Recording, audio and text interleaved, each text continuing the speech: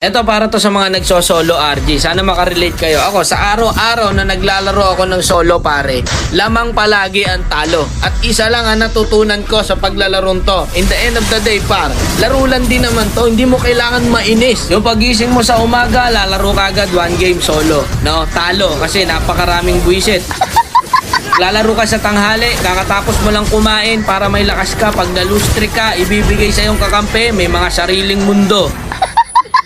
Naglalaro ka sa hapon, kasarapan, syempre, uwian ng mga estudyante, ayan, ipapakampi sa'yo, mga grade 2. Lalaro ka sa gabi, kakauwi mo lang, pagod na pagod ka, galing kang trabaho, naglaro ka, nag-solo RG ka, nag-ML ka, ayun, na-lose streak, doble ang pagod.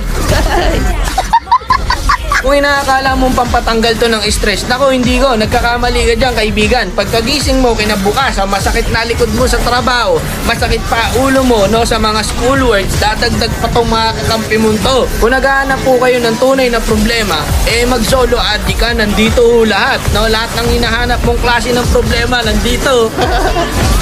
Hanip na mga kakampi, ano? Hindi na nabago ang matchmaking natin. No? Minsan pa nga, mythical honor ka na, mythic ka na, ipapakampi sa'yo.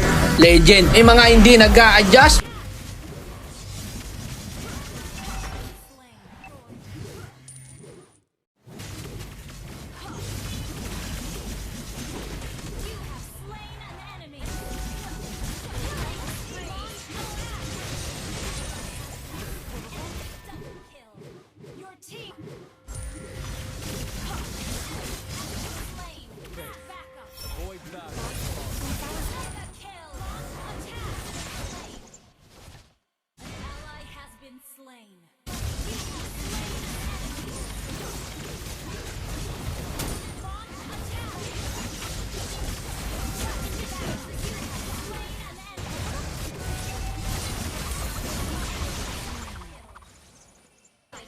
Destroyed.